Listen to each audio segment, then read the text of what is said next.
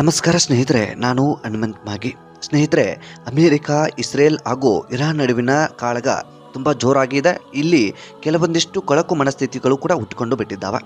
ಈ ಮೂರು ರಾಷ್ಟ್ರಗಳಲ್ಲೂ ಕೂಡ ಒಂದು ಗಲಾಟೆ ಅಥವಾ ಕೊಲ್ಲುವಂಥದ್ದು ಎಲ್ಲವೂ ಕೂಡ ನಡೀತಾ ಇದೆ. ರಾಷ್ಟ್ರದಲ್ಲಿ ಕೆಲವೊಂದಿಷ್ಟು ಶಿಯಾಗಳು ನಮ್ಮನ್ನೇ ಕೊಂದು ಬಿಡಿ, ನಾವು 100 ಜನ ಮಕ್ಕಳನ್ನ ಹುಟ್ಟಿಸಿ ಬಿಡ್ತೀವಿ, ನಾವು ಹೇಡಿಗಳಲ್ಲ ಅನ್ನೋ ರೀತಿಯಾಗಿ ಹೇಳಿಕೆಗಳು ಕೂಡ ಕೇಳಿ ಬರ್ತಾ ಇದ್ದಾವೆ. ಇದನ್ನ ಟೀಕೆ ಮಾಡಿರುವಂತಹ ಇರಾನ್ನ ಕೆಲವೊಂದಿಷ್ಟು ಜನಗಳು ಇದೀಗ ಭಾರತಕ್ಕೆ ಒಂದಿಷ್ಟು ಮುಖಭಂಗವನ್ನು ಕೂಡ ಮಾಡ್ತಾ ಇದ್ದಾರೆ. ಇದರ ಬೆನ್ನಲ್ಲೇ ಕೆಲವೊಂದಿಷ್ಟು ಆರೋಪ ಪ್ರತ್ಯಾರೋಪ ಇಂಥದ್ದೆಲ್ಲವೂ ಕೂಡ ಕೇಳಿ ಬರ್ತಾ ಇದ್ದಾವೆ. ಅಮೆರಿಕ, ಇಸ್ರೇಲ್, ಇರಾನ್ನ ಯುದ್ಧ ಒಂದು ಕಡೆ ಆದರೆ ನಮ್ಮ ರಾಷ್ಟ್ರದಲ್ಲಿ ಇದೀಗ ಕೆಲವೊಂದು ರೀತಿಯಾದಂಥ ಯುದ್ಧಗಳು ನಡೀತಾ ಇದ್ದಾವೆ. ಏನು ಆ ಯುದ್ಧಗಳು, ಯಾಕೆ ಈ ರೀತಿಯಾದಂಥ ಹೇಳಿಕೆಗಳು ಕೇಳಿ ಬರ್ತಾ ಇದ್ದಾವೆ? ನಮ್ಮ ರಾಷ್ಟ್ರ ಈಗ ಒಂದು ನಿರ್ಧಾರವನ್ನು ತೆಗೆದುಕೊಳ್ಳೋದಕ್ಕೆ ಮುಂದಾಗುತ್ತಾ, ಈ ಎಲ್ಲ ಪ್ರಶ್ನೆಗಳು ಕೂಡ ಇದೀಗ ಕಾಡ್ತಾ ಇದ್ದಾವೆ. ಈ ಕುರಿತಾಗಿ ಒಂದಿಷ್ಟು ಮಾಹಿತಿಯನ್ನು ಗಮನಿಸ್ತಾ ಹೋಗೋಣ. ನಾನು ಈ ಒಂದು ವಿಡಿಯೋದಲ್ಲಿ ಯಾರನ್ನು ಟೀಕೆ ಮಾಡೋದಕ್ಕಾಗಲಿ ಅಥವಾ ಇನ್ಯಾರನ್ನೋ ಬೈಯೋದಕ್ಕಾಗಲಿ ಅಥವಾ ಇನ್ಯಾರನ್ನೋ ಕೆಳಗೆ ಇಡುವ ಕಾರಣದಿಂದಾಗಿ ಮಾಡ್ತಾ ಇಲ್ಲ. ಬದಲಿಗೆ ಸತ್ಯಾಸತ್ಯತೆಯನ್ನು ನಿಮ್ಮ ಮುಂದೆ ಇಡುವಂಥ ಪ್ರಯತ್ನವನ್ನು ಕೂಡ ಮಾಡ್ತಾ ಇದ್ದಾನೆ. ಸಾಧ್ಯವಾದರೆ ವಿಡಿಯೋನ ಕೊನೆವರೆಗೂ ನೋಡಿ. ನೀವೇನಾದರೂ ನಮ್ಮ ಚಾನಲ್ನ ಸಬ್ಸ್ಕ್ರೈಬ್ ಮಾಡಿಕೊಳ್ಳದೆ ವಿಡಿಯೋವನ್ನು ಗಮನಿಸ್ತಾ ಇದ್ದರೆ ಈ ಕೂಡಲೇ ಸಬ್ಸ್ಕ್ರೈಬ್ ಮಾಡಿ. ಅದೇ ರೀತಿಯಾಗಿ ಹೆಚ್ಚಿನ ವಿಡಿಯೋಗಳಿಗಾಗಿ ಬೆಲ್ ಐಕನ್ ಕೂಡ ಕ್ಲಿಕ್ ಮಾಡಿಕೊಳ್ಳಿ. ಇನ್ನು ನೇರವಾಗಿ ವಿಷಯಕ್ಕೆ ಬಂದುಬಿಡೋಣ. ಇರಾನ್ನ ಸರ್ವೋಚ್ಚ ನ್ಯಾಯಕ ಆಗಿರುವಂಥ ಖಮೇನಿ ಹತ್ಯೆ ಆಗಿತ್ತು. ಖಮೇನಿ ಹತ್ಯೆಯನ್ನು ನಮ್ಮ ರಾಜ್ಯದಲ್ಲೇ ಅಷ್ಟೇ ಅಲ್ಲದೆ ನಮ್ಮ ರಾಷ್ಟ್ರದಲ್ಲಿಯೂ ಕೂಡ ಒಂದು ಖಂಡನೀಯ ಅಥವಾ ಪ್ರತಿಭಟನೆ ಇಂಥದ್ದೆಲ್ಲವೂ ಕೂಡ ನಡೀತಾ ಇತ್ತು. ಖಮೇನಿ ಸಾವಿನ ಬಳಿಕ ಸಾಕಷ್ಟು ಜನ ಕೆಲವೊಂದಿಷ್ಟು ಹೇಳಿಕೆಗಳನ್ನು ಕೊಟ್ಟು, ಕೆಲವೊಂದಿಷ್ಟು ಭಾರತದ ಅನ್ನವನ್ನು ತಿಂದು, ಭಾರತದ ನೀರನ್ನು ಕುಡಿದು, ಭಾರತದಲ್ಲಿ ನೆಲೆ ಹೂರಿ ಬೇರೆ ರಾಷ್ಟ್ರದ ಅಥವಾ ಬೇರೆ ರಾಷ್ಟ್ರದ ಸರ್ವೋಚ್ಚ ನಾಯಕನ ಸಾವಿಗೆ ಖಂಡಿಸ್ತಾರೆ ಅನ್ನೋದಾದರೆ ನಿಜಕ್ಕೂ ಇವರು ಯಾವ ರಾಷ್ಟ್ರದಲ್ಲಿ ಇದ್ದಾರೆ ಅನ್ನುವಂಥ ಪ್ರಶ್ನೆ ಗೊಂದಲ ಇದೀಗ ಕಾಡ್ತಾ ಇದೆ. ಇದರ ಬೆನ್ನಲ್ಲೇ ನಮ್ಮ ರಾಜ್ಯದಲ್ಲಿಯೂ ಕೂಡ ಪ್ರತಿಭಟನೆ ನಡೀತಾ ಇತ್ತು. ಆ ಪ್ರತಿಭಟನೆ ನಡೀಬೇಕಾದಂಥ ಸಂದರ್ಭದಲ್ಲಿ ಇದೀಗ ರಾಷ್ಟ್ರದಾದ್ಯಂತ ಸಾಕಷ್ಟು ಚರ್ಚೆ ಆಗ್ತಾ ಇರುವಂಥ ವಿಷಯ ಏನು ಅಂತಂದರೆ, ನಾವು 100 ಜನ ಮಕ್ಕಳನ್ನು ಹುಟ್ಟಿಸಿ ಬಿಡ್ತೀವಿ ಅಥವಾ ನಾವು ಎದರದೇ ಇರುವಂಥ ನಾಯಕನನ್ನು ಕೊಂದಿದ್ದಾರೆ, ಅಮೆರಿಕದ ಷಡ್ಯಂತ್ರ, ಅಮೆರಿಕ ಹೇಡಿತನ ಅಂತ ಒಂದಿಷ್ಟು ಹೇಳಿಕೆಗಳು ಕೂಡ ಕೇಳಿ ಬರ್ತಾ ಇದ್ವು. ಅದೇನೇ ಇರಬಹುದು, ಬೇರೆ ಬೇರೆ ರಾಷ್ಟ್ರಗಳ ನಡುವೆ ಏನೋ ವೈಮನಸ್ಸುಗಳಿರ್ಬೋದು ಅಥವಾ ಯುದ್ಧದ ಸಂದರ್ಭ ಇರ್ಬೋದು, ಯಾವ ಕಾರಣಕ್ಕಾಗಿ ಕೊಲೆ ಅಂಥದ್ದೆಲ್ಲವನ್ನು ಕೂಡ ಮಾಡ್ತಾ ಇರಬಹುದು. ಅದನ್ನು ಹೊರತುಪಡಿಸಿ ನಮ್ಮ ರಾಷ್ಟ್ರದಲ್ಲಿ ಕೂತ್ಕೊಂಡು ಭಾರತದ ಹಣ್ಣವನ್ನು ತಿಂದು ನೀರನ್ನು ಕುಡಿದು ಬೇರೆ ರಾಷ್ಟ್ರಕ್ಕೆ ಸಪೋರ್ಟ್ ಮಾಡ್ತಾರೆ ಅಂತಂದರೆ ಇವರನ್ನು ಎಂಥ ಲಜ್ಜೆಗೆಟ್ಟವರು, ಎಂಥ ಕೊಳಕು ಮನಸ್ಥಿತಿಯವರು ಅಂತ ಹೇಳೋದಕ್ಕೆ ನಿಜಕ್ಕೂ ಒಂದು ಪ್ರಶ್ನೆ ಸಹಜವಾಗಿ ಕಾಡುತ್ತಾ. ಸೊ ಯಾಕೆ ಇಷ್ಟೊಂದು ಆಕ್ರೋಶಭರಿತವಾಗಿ ಮಾತನಾಡ್ತಾ ಇದ್ದೀನಿ ಅಂದರೆ, ಯಾವುದೇ ಕಾರಣಕ್ಕೂ ನನಗೆ ಮುಸ್ಲಿಮರ ಮೇಲೆ ವಿರೋಧ ಆಗಲಿ ಅಥವಾ ಇನ್ಯಾವುದೋ ಕಾರಣಕ್ಕೆ ಮುಸ್ಲಿಮರೇ ಅಂದರೆ ಹಾಗೆ ಬರದೇ ಇರುವಂಥ ಪರಿಸ್ಥಿತಿ ಆಗಲಿ ಯಾವುದೂ ಇಲ್ಲ. ನಮ್ಮ ಸ್ನೇಹಿತರು ಕೂಡ ಸಾಕಷ್ಟು ಜನ ಮುಸ್ಲಿಮರೊಂದಿಗೆ ಒಡನಾಟವೂ ಕೂಡ ತುಂಬ ಚೆನ್ನಾಗಿದೆ. ಆದರೂ ಕೂಡ ಇಂಥ ಸಂದರ್ಭ ಬಂದಾಗ ದೇಶದ್ರೋಹಿಗಳು ಇವರು ಅಂತ ಹೇಳಿದರೂ ಕೂಡ ತಪ್ಪಾಗಲಿಕ್ಕಿಲ್ಲ. ಕೆಲವೊಂದಿಷ್ಟು ಜನಗಳಿಗೆ ಮಾತ್ರ ನಾನು ಹೇಳ್ತಾ ಇರುವಂಥ, ಎಲ್ಲ ಮುಸಲ್ಮಾನರು ಹಾಗೆ ಅಂತ ನಾನು ಹೇಳೋದಿಲ್ಲ. ಯಾಕೆಂತಂದರೆ ಅಬ್ದುಲ್ ಕಲಾಂ ಅವರ ಮೇಲೆ ನಮಗೆ ಅಪಾರವಾದಂಥ ಗೌರವವಿದೆ, ಅಪಾರವಾದಂಥ ಪ್ರೀತಿ ಇದೆ. ನಮ್ಮ ರಾಷ್ಟ್ರಕ್ಕಾಗಿ ಅವರು ದುಡಿದಿದ್ದಾರೆ, ನಮ್ಮ ರಾಷ್ಟ್ರಕ್ಕೆ ಅವರದೇ ಆದಂಥ ಕೊಡುಗೆ ಇದೆ.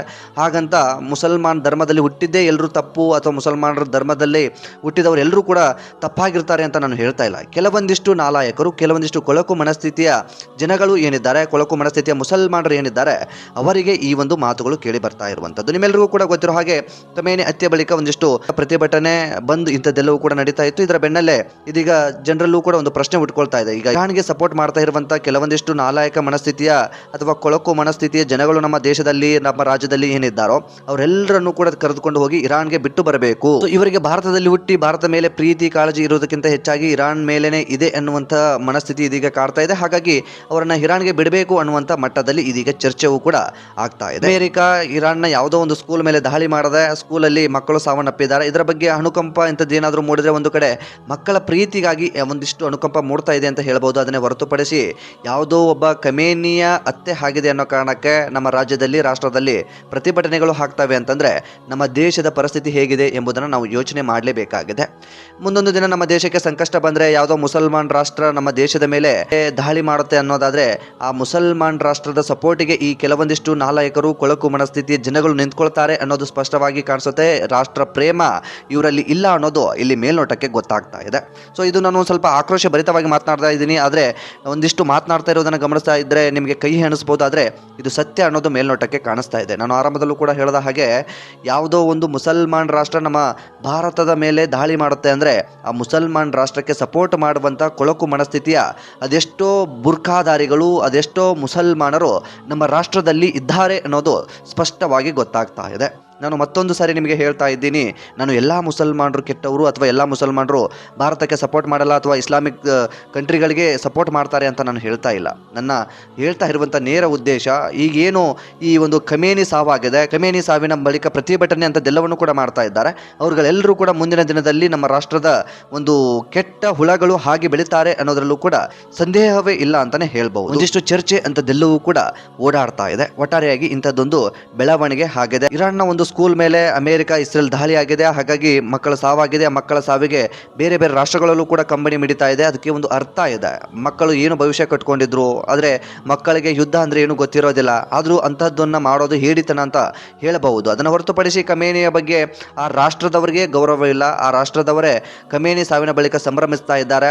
ಅಂಥದ್ದೆಲ್ಲವೂ ಇರಬೇಕಾದಂಥ ಸಂದರ್ಭದಲ್ಲಿ ನಮ್ಮ ರಾಷ್ಟ್ರದಲ್ಲಿ ಕೂತ್ಕೊಂಡು ಖಮೇನಿ ಸಾವಿಗೆ ಪ್ರತಿಭಟನೆ ಮಾಡ್ತೀವಿ ಅನ್ನೋದಾದರೆ ಮುಂದೆ ನಮ್ಮ ರಾಷ್ಟ್ರಕ್ಕೆ ಸಂಕಷ್ಟ ಬಂದಂಥ ಸಂದರ್ಭದಲ್ಲಿ ಇವರೆಲ್ಲರೂ ಕೂಡ ಕೈ ಜೋಡಿಸೋದಕ್ಕೆ ಸಾಧ್ಯನಾ ಅನ್ನುವಂಥ ಪ್ರಶ್ನೆ ಸಹಜವಾಗಿ ಕಾಡುತ್ತೆ. ಇನ್ನು ಒಂದು ಸತ್ಯವನ್ನು ನಾವು ಅರ್ಥ ಮಾಡಿಕೊಳ್ಳಲೇಬೇಕು. ಮುಸಲ್ಮಾನ್ ರಾಷ್ಟ್ರದ ಮೇಲೆ ದಾಳಿ ಆದಂಥ ಸಂದರ್ಭದಲ್ಲಿ, ಮುಸಲ್ಮಾನ್ ವ್ಯಕ್ತಿ ಸಾವನ್ನಾದಂಥ ಸಂದರ್ಭದಲ್ಲಿ, ಬೇರೆ ರಾಷ್ಟ್ರದಲ್ಲಿ ಬೇರೆ ಮುಸಲ್ಮಾನ್ ರಾಷ್ಟ್ರಕ್ಕೆ ಏನೋ ನೋವಾದಂಥ ಸಂದರ್ಭದಲ್ಲಿ ನಮ್ಮ ರಾಷ್ಟ್ರದಲ್ಲಿ ಕೂತ್ಕೊಂಡು ಕಂಬನಿಯನ್ನು ಮಿಡಿಯುವಂಥವರು, ದುಃಖವನ್ನು ಪಡುವಂಥವರು ಇದ್ದಾರೆ. ಆದರೆ ನಾವು ಈ ಸತ್ಯವನ್ನು ಅರ್ಥ ಮಾಡಿಕೊಳ್ಳಬೇಕು.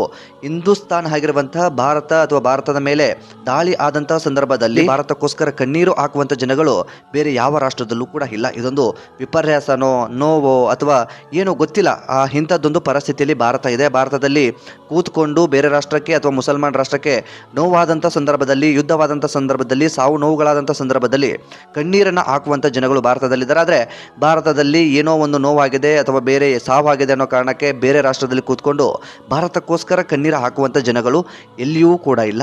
ಇದು ಸತ್ಯ. ಇದನ್ನು ಸತ್ಯ ನಾವು ಅರ್ಥ ಮಾಡಿಕೊಳ್ಳಬೇಕಾಗಿದೆ. ಮುಂದೊಂದು ದಿನ ಭಾರತಕ್ಕೆ ಸಂಕಷ್ಟ ಎದುರಾದಂಥ ಸಂದರ್ಭದಲ್ಲಿ ಅಥವಾ ಭಾರತದ ಮೇಲೆ ಯಾವುದೋ ಒಂದು ಮುಸಲ್ಮಾನ್ ರಾಷ್ಟ್ರ ದಾಳಿ ಮಾಡುತ್ತೆ ಅನ್ನುವಂಥ ಸಂದರ್ಭದಲ್ಲಿ ಇಲ್ಲಿನ ಮುಸಲ್ಮಾನರೇ ಆ ದೇಶಕ್ಕೆ ಸಪೋರ್ಟ್ ಮಾಡ್ತಾರೆ, ಆ ರಾಷ್ಟ್ರಕ್ಕೆ ಸಪೋರ್ಟ್ ಮಾಡಿ ಇಂಡಿಯಾವನ್ನು ಅಥವಾ ಭಾರತವನ್ನು ಕುಗ್ಗಿಸುವಂಥ ಪರಿಸ್ಥಿತಿಗೆ ಬಂದು ಬಿಟ್ಟರೂ ಕೂಡ ಯಾವುದೇ ರೀತಿಯಾದಂಥ ಅನುಮಾನವಿಲ್ಲ. ಇದು ಸತ್ಯ ಅಂತ ಈ ಒಂದು ಸಂದರ್ಭದಲ್ಲಿ ಖಮೇನಿ ಸಾವಿನ ಬಳಿಕ ಭಾರತೀಯರಿಗೂ ಕೂಡ ಅರ್ಥ ಆಗೋದಕ್ಕೆ ಪ್ರಾರಂಭಿಸಿ ಬಿಟ್ಟಿದೆ.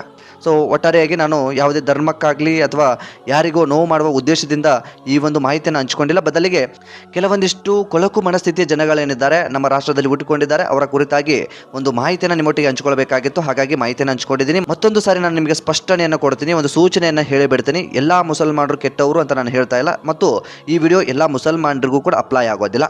ಕೊಳಕು ಮನಸ್ಥಿತಿಯ ಮುಸಲ್ಮಾನರು ಏನಿದ್ದಾರೆ, ಕೊಳಕು ಮನಸ್ಥಿತಿಯ ಜನಗಳೇನಿದ್ದಾರೆ ಅವರಿಗೆ ಅಪ್ಲೈ ಆಗುತ್ತೆ. ಕೇವಲ ಮುಸಲ್ಮಾನ್ ಧರ್ಮದಲ್ಲಿ ಮಾತ್ರ ಈ ರೀತಿಯಾಗಿ ಉಟ್ಕೊಂಡಿದ್ದಾರಾ ಅಥವಾ ಮುಸಲ್ಮಾನರು ಮಾತ್ರ ಈ ರೀತಿಯಾಗಿ ಇದ್ದಾರಾ, ಇಂಥ ಮನಸ್ಥಿತಿಯನ್ನು ಹುಟ್ಟಿದ್ದಾರಾ ಅನ್ನೋದನ್ನು ನಾನು ಹೇಳೋದಿಲ್ಲ. ಕೇವಲ ಮುಸಲ್ಮಾನದಲ್ಲಿ ಮಾತ್ರ ಈ ದೇಶದ್ರೋಹಿಗಳು ಉಟ್ಕೊಂಡಿಲ್ಲ, ಎಲ್ಲ ಧರ್ಮದಲ್ಲೂ ಕೂಡ ದೇಶದ್ರೋಹಿಗಳು ಉಟ್ಕೊಂಡಿದ್ದಾರೆ. ಹಾಗಂತ ಎಲ್ಲ ಧರ್ಮದವರು, ಎಲ್ಲ ಧರ್ಮದಲ್ಲಿ ಹುಟ್ಟಿರುವಂಥವ್ರು ಎಲ್ಲರೂ ಕೂಡ ದೇಶದ್ರೋಹಿಗಳು ಅಂತ ನಾನು ಹೇಳೋದಕ್ಕೆ ಹೊರಟಿಲ್ಲ. ದೇಶದ ಕಾಳಜಿ ಅಥವಾ ದೇಶದ ಪ್ರಾಮುಖ್ಯತೆ ಗೊತ್ತಿಲ್ಲದಿರುವಂಥ ಎಲ್ಲರೂ ಕೂಡ ಕೊಳಕು ಮನಸ್ಥಿತಿಯ ಜನಗಳೇನಿದ್ದಾರೆ ಅವರೆಲ್ಲರೂ ಕೂಡ ದೇಶದ್ರೋಹಿಗಳು ಅಂತ ಹೇಳಿದರೂ ಕೂಡ ತಪ್ಪಾಗಲಿಕ್ಕಿಲ್ಲ. ಅದು ಯಾವುದೇ ಧರ್ಮ ಇರಬಹುದು, ಯಾವುದೇ ಜಾತಿ ಆಗಿರಬಹುದು ಅಥವಾ ಇನ್ನೇನೇ ಇರಬಹುದು. ಅದನ್ನು ಹೊರತುಪಡಿಸಿ ದೇಶದ ಬಗ್ಗೆ ಯೋಚನೆ ಇಲ್ಲದೆ ಅಥವಾ ದೇಶದ ಬಗ್ಗೆ ಕಾಳಜಿ ಇಲ್ಲದೆ ಬೇರೆ ಯಾವುದೋ ದೇಶದ ವ್ಯಕ್ತಿ ಸಾವನ್ನಪ್ಪಿದಂಥ ಸಂದರ್ಭದಲ್ಲಿ ನಮ್ಮ ದೇಶದಲ್ಲಿ ಬಂದ್ಗೆ ಕರೆ ನೀಡುವಂಥ ಕೊಳಕು ಮನಸ್ಥಿತಿ ಏನಿದೆಯಲ್ಲ, ಆ ಕೊಳಕು ಮನಸ್ಥಿತಿಯಿಂದ ಹೊರಗಡೆ ಬರಬೇಕಾಗುತ್ತೆ. ದೇಶ ಪ್ರೇಮ ಇಲ್ಲ ಅನ್ನುವಂಥವರು ಎಲ್ಲರೂ ಕೂಡ ದೇಶದ್ರೋಹಿಗಳು ಅಂತಲೇ ಹೇಳಬಹುದು. ಸೊ ಈ ಕುರಿತಾಗಿ ಸ್ನೇಹಿತರೆ ನಿಮ್ಮ ಅನಿಸಿಕೆ ಏನು ಎಂಬುದನ್ನು ಕಾಮೆಂಟ್ ಬಾಕ್ಸಲ್ಲಿ ಮೆನ್ಷನ್ ಮಾಡಿ. ಸಾಧ್ಯವಾದರೆ ಈ ವಿಡಿಯೋನ ನಿಮ್ಮ ಫ್ರೆಂಡ್ಸ್ ಹಾಗೂ ಫ್ಯಾಮಿಲಿಗೂ ಕೂಡ ಶೇರ್ ಮಾಡಿ. ನೀವೇನಾದರೂ ಚಾನಲ್ನ ಸಬ್ಸ್ಕ್ರೈಬ್ ಮಾಡಿಕೊಳ್ಳದೆ ವಿಡಿಯೋವನ್ನು ಗಮನಿಸಿದರೆ ಈ ಕೂಡಲೇ ಸಬ್ಸ್ಕ್ರೈಬ್ ಮಾಡಿ. ಹೆಚ್ಚಿನ ವಿಡಿಯೋಗಾಗಿ ಬೆಲ್ ಐಕನ್ ಕೂಡ ಕ್ಲಿಕ್ ಮಾಡಿಕೊಳ್ಳಿ. ಮತ್ತು ಮುಂದಿನ ವಿಡಿಯೋದಲ್ಲಿ ಸಿಗೋಣ. ನಮಸ್ಕಾರ.